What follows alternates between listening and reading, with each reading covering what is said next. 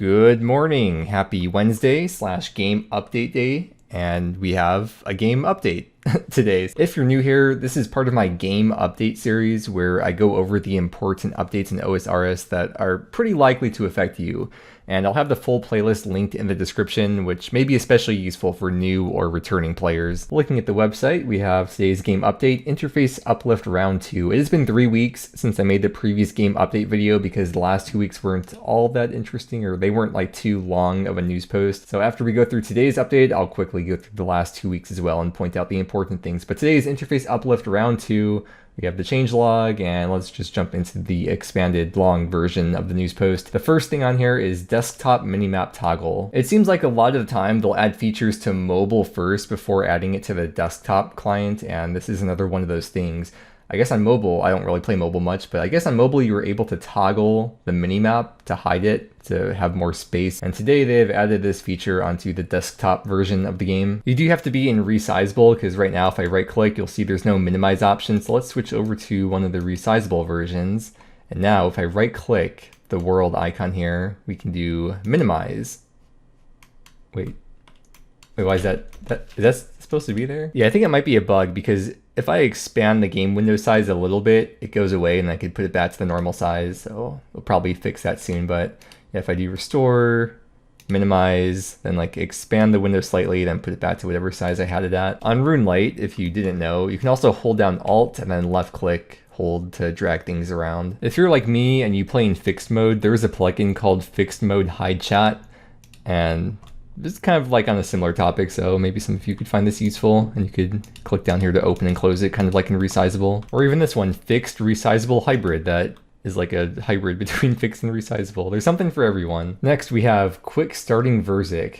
There's now a quick start option at Verzik, but it's not available in entry mode because they don't want to rob new players of their first introduction to Verzik's charming personality. Next, we have the Rune Pouch loadout expansion. This one is so cool. So before, there used to only be 4 loadouts for the Rune Pouch. Now they've added 6 more for a total of 10 loadouts, and you can add names to them as well. The making of the loadouts is the same process as before. You select the rune, you type the amount of the rune you want to add, and then do that for all the types. And then when you're done making it, you can click up here to select a name. You can't make a custom name. It does have to be preset from this list. Chaos Fanatic, huh? So this one, for example, is for Yama. It is alphabetical order. So we'll choose Yama, and there it is. It is kind of a weird looking interface because it's not exactly intuitive to know if the name is meant to be above or below, unless you're like starting at the top here, but we'll probably be able to get used to it after not too long. And I'm sure there'll be a RuneLite plugin at some point that will make it so you could see like all 10 of the loadouts without having a scroll bar and just make them really tiny on here. And I assume if there's a RuneLite plugin, whenever that gets made, that they'll let you make custom names within the plugin as well. I do see there's like a very thin line in between to like separate the different loadouts, but I feel like it'd be a bit nicer if they were to make it alternating, like darker color, lighter color, sort of like how you can see in the names list, how it goes back and forth between the 2 colors. Fairy ring search functionality. You can now search for destinations by name instead of having to memorize the 3-letter codes. And they've also made the wheel spin faster so that it won't feel like turning an ancient rotary phone anymore. This has been a RuneLite plugin for a very long time, the ability to search for destinations, so it doesn't really change anything for most people because most people use RuneLite, but it is part of Jagex' very long-term plan, I believe, of eventually phasing out RuneLite by adding every function of RuneLite into their native client. But this is cool, the fact that it spins fast now, because I remember for like some codes I would like double click, teleport, and by the time I click teleport, it was still slowly rotating. And they've increased the number of slots for favorite fairy codes from 4 to 10. Next up is the S.T.A.S.H units. I've been looking forward to this one for a long time because they've been talking about it for a while, but as of today's update, it is finally in the game. You're now able to deposit items back into a S.T.A.S.H unit, even with them equipped. Let's check it out. When you withdraw from the S.T.A.S.H unit, it does not get equipped, so you do still have to put the items on yourself and do the clue step, but then afterwards, let's do it, search. Oh wait, hold on, we have to go to the settings first. S.T.A.S.H units take equipped items. Check that on, and now, that's so cool. One more time.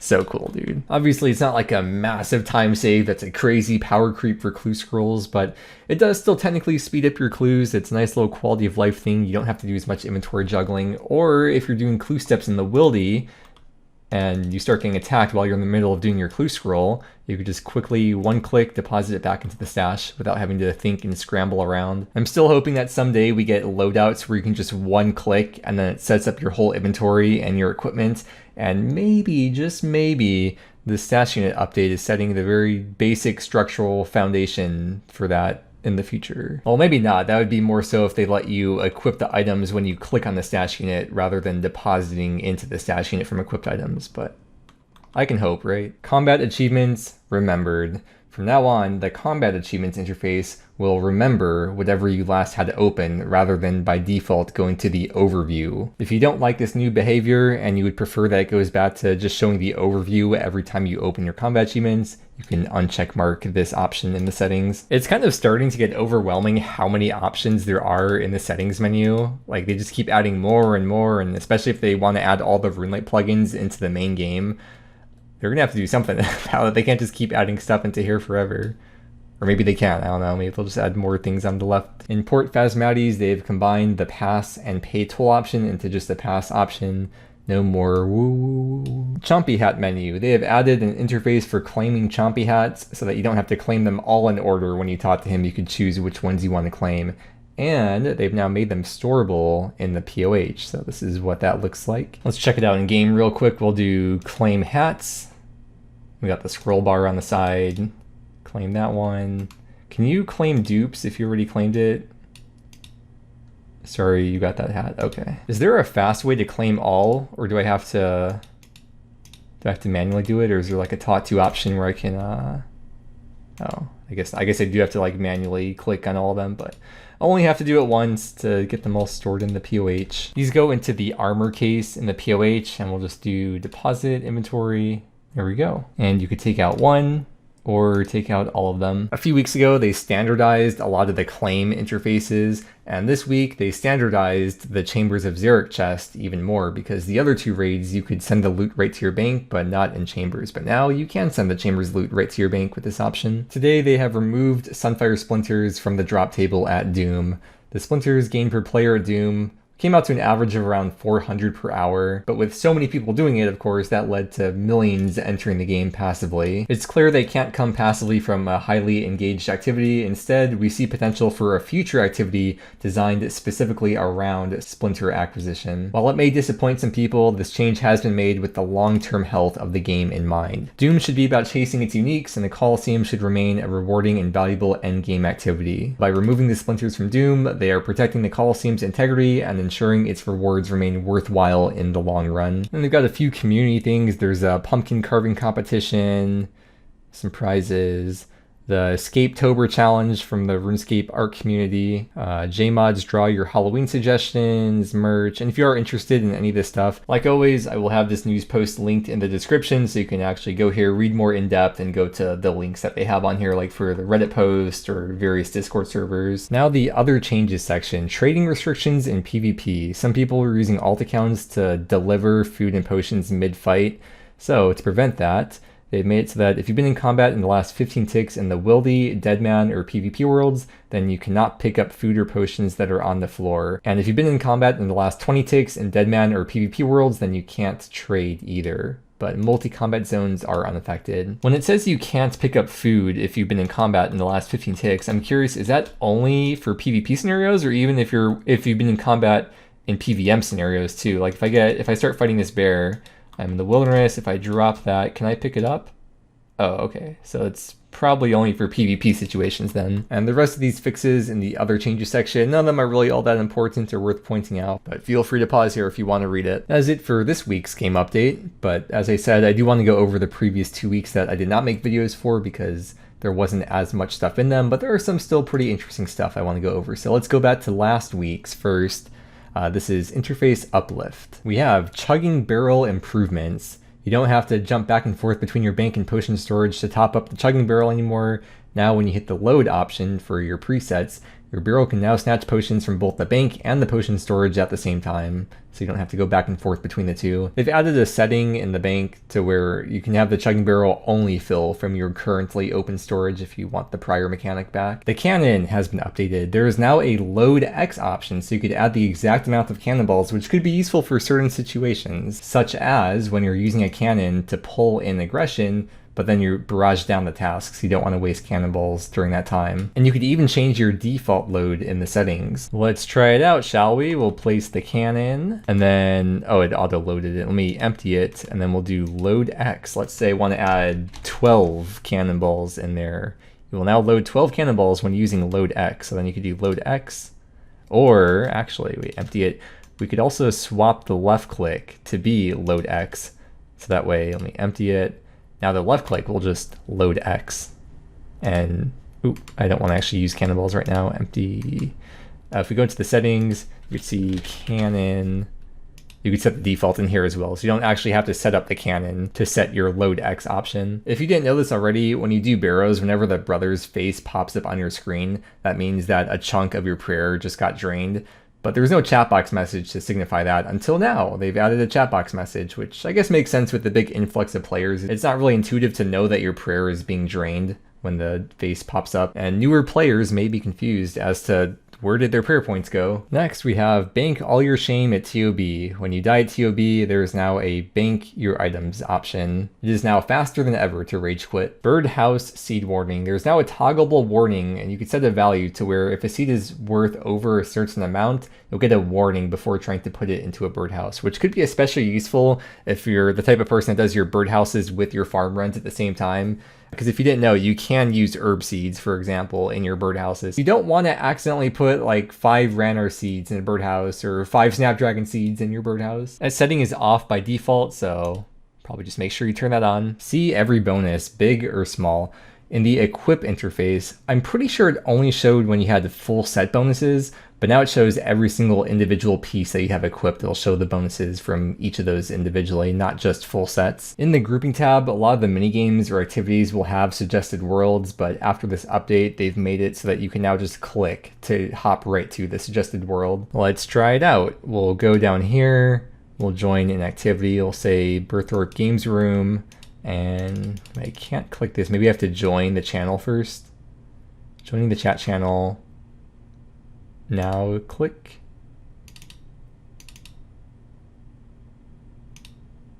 I don't know. Well, it's supposed to do something. I don't know. It could be some plugin I have that's interfering with that. Nothing too important in the other changes. I did want to show this one though. The fire and infernal capes will now keep their textures when teleporting. I thought I had a clip from a while ago on my computer showing this, but I couldn't find anything. So instead, I just found one on Reddit here. You can see as you teleport with the fairy ring, the texture of the infernal cape and the fire cape would change, but now it does not change. That kind of reminds me of the original look of the Fire Max cape. For those of you that weren't around, you missed out on the McDonald's cape. And one more news post to go through. We have September 17th, pull 85 bridges, boots, ropes, and roots. They added a shortcut to get to the mausoleum faster for the medium clue step. Hey, let's see, right now if I try to cross the bridge, I'll probably get some kind of message saying that I can't do that, right? Or it's just not gonna let me do it. You need 59 construction, 12 teak planks, and 56 nails in order to build the bridge. It does say you have to build it on both sides, so I guess you have to try doing that, and then once this once this animation finishes, we'll go over to the other side. Is it gonna end, or how long is this? Can I just click out of it?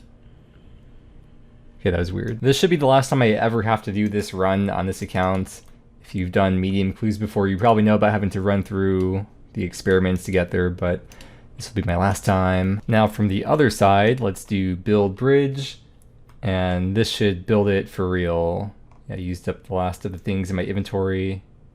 Okay, so you're not actually building the full bridge. You're just building support to be able to jump over the bridge. And to use the shortcut, you need 69 agility. Nice. It's so weird, this... Wait, what?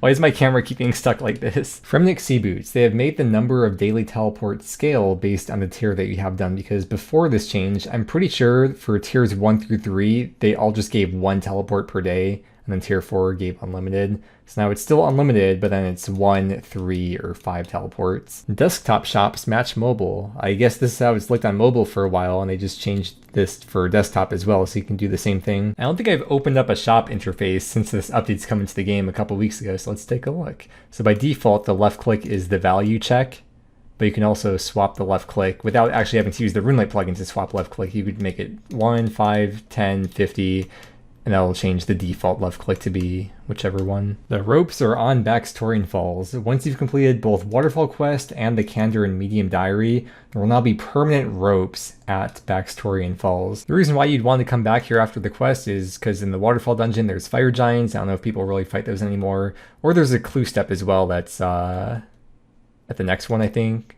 So there should be a permanent... Wait, swim to? Do I have to add the rope myself once? Oh, I guess I do have to add the rope myself first. I came back to try it again with the ropes that I brought myself, but I just realized on the ground here, take rope. Okay, so you do not have to bring your own ropes for the first time. There's just always going to be the ropes on the ground. Yeah, it's just kind of hard to see at first. But wait, we have the technology. For the herb patch on Harmony Island, you need the Mauritania Elite Diary done to even use it. It was not disease-free though before this update, but now this is a disease-free patch. Hunter Starter Pack. All the Hunter experts across Gilnor will now provide players with a one-time free Hunter kit. I don't keep up with all those Chunkman YouTube account series, but let me know which chunker it is that's getting the preferential treatment from Jagex. I've logged into mobile to turn it on from here because I don't think you're able to turn it on when you're on the desktop, so you have to enable the setting while you're actually playing on mobile. I feel like a boomer typing on this thing like, oh, how do I work this thing? Trying to type it properly. Oh yes, the mini emu. Okay, mini menu. And then checkmark the option mini menu icon while on mobile. But it only appears while you're on mobile. Once you log back onto this account on a desktop, it will not appear next to your name then. And to show you what it looks like in game, I will right click FrickKip and you can see the icon. And let me turn it off. It's gone. Now it's on. Now it's off. I'm going to leave it on though. And they do say that in the future, they would like to expand this feature so that it shows the icon in other areas like friends chats and clans. And they did a few other updates that week to both the client and mobile. And one of them is that the official client's AFK logout timer can now be set up to 30 minutes. They added that feature into mobile, I think a couple months ago, and as of 2 weeks ago, this feature is now in the main game. This is another example of a RuneLite plugin being added into the main game, because I still cannot figure out how they got away with this for so long, but this logout timer plugin has been around for a really long time, and even though the base logout timer was 5 minutes, somehow they were allowed to make a RuneLite plugin that made it so that you'd have a 25-minute AFK idle logout timer.